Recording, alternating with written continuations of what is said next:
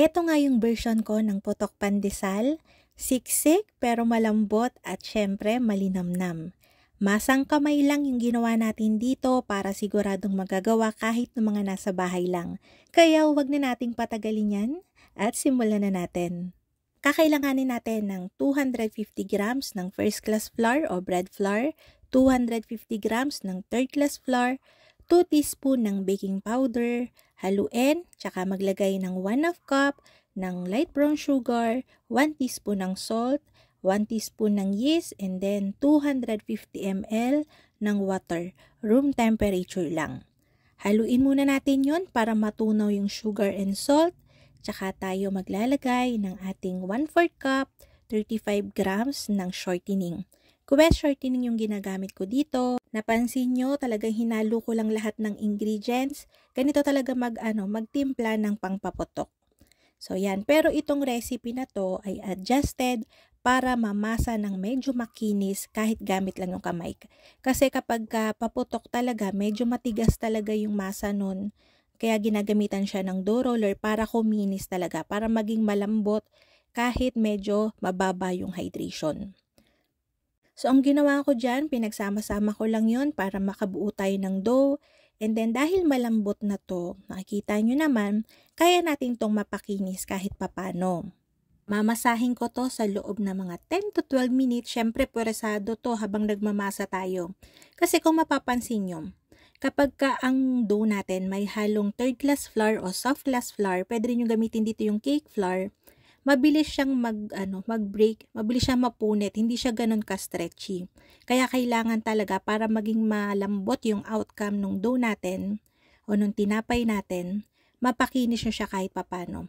Pero again, pag masang kamay lang, imposible nating ma-achieve yung pagmamasa ng mixer o kaya roller.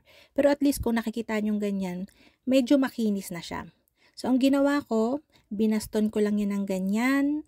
And hindi katulad sa pagbabaston ng pandesal, ginagawa ko dito pag putok pandesal, pinapalapad ko siya ng medyo kaunti. Ang ginagawa ko dito, nirorolyo ko siya na parang cinnamon roll. Konti lang naman na pagrorolyo, para lang cinnamon roll na medyo may swirl siya. Para mas maganda yung putok niya kung baga. Pinanipis ko lang yan yung magkabilang dulo para madali natin siyang masil. Tapos maglalagay ako dyan ng kaunting-kaunti lang ng Goldilite margarine, pampalaman. Pampalasa na din.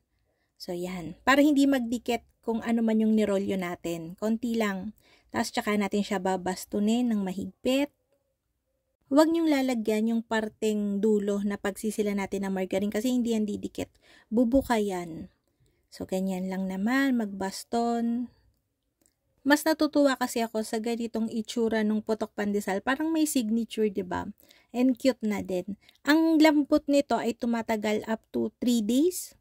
Basta tama yung paggagawa nyo. Again, kung meron kayong mixer o dough roller, mas maganda. Babaan nyo yung hydration. Mas maganda yung putok niya. Hinihigpitan ko yung pagkakarolyo ko. Ganyan yung ginagawa ko.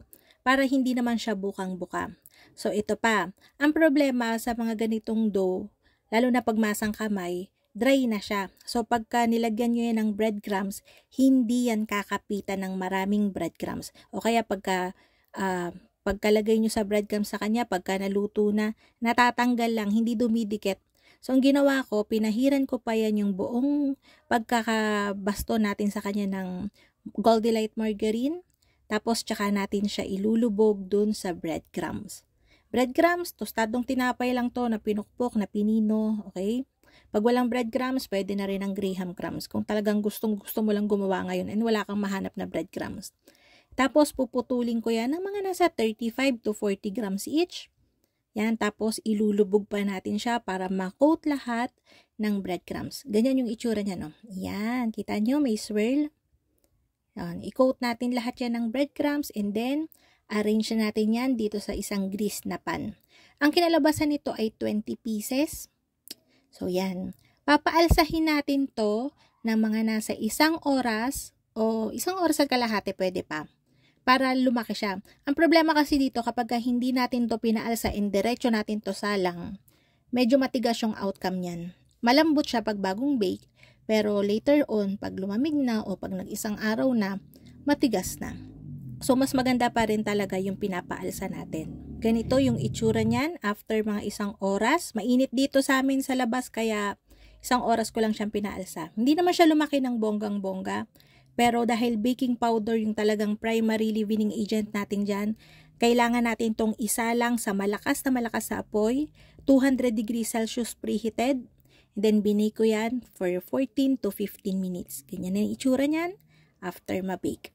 Napakabango nga after nitong mabake. Nakakatakam naman talaga yung itsura niya, 'di ba? Kaiba dun sa regular nating pandesal na toasted yung ibabaw and malambot yung loob. Ito naman, siksik siya. Pero malambot. Malambot siyang kagatin. So, ayun na nga mga kalutong tinapay. Sana'y nagustuhan niyo yung ating video for today. Magkita-kita tayong muli.